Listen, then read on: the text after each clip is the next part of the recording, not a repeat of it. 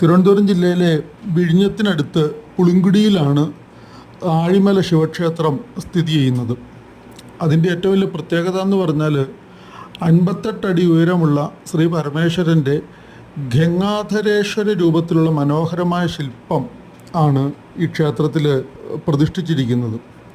അതിമനോഹരമായൊരു കാഴ്ചയത്.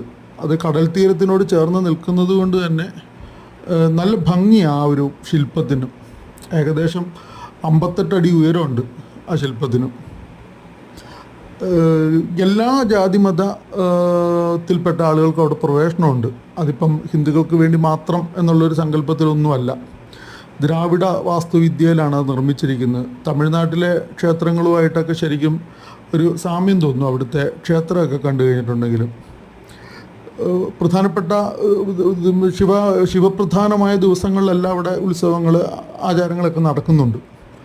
പക്ഷേ എന്നെ അവിടെ ഭയങ്കരമായിട്ടും ആകർഷിച്ച മറ്റൊരു വസ്തുത എന്ന് പറഞ്ഞാൽ ആ കടൽ തീരത്തിൻ്റെ ആ ഒരു ഗാംഭീര്യത്തിൽ, അതിൻ്റെ ഒരു പശ്ചാത്തലത്തിൽ പരമശിവൻ്റെ ആ ഒരു ഗാംഭീര്യം, അതൊരു നിവൃത്തിയില്ലാത്തൊരു ആംബിയൻസാണ്.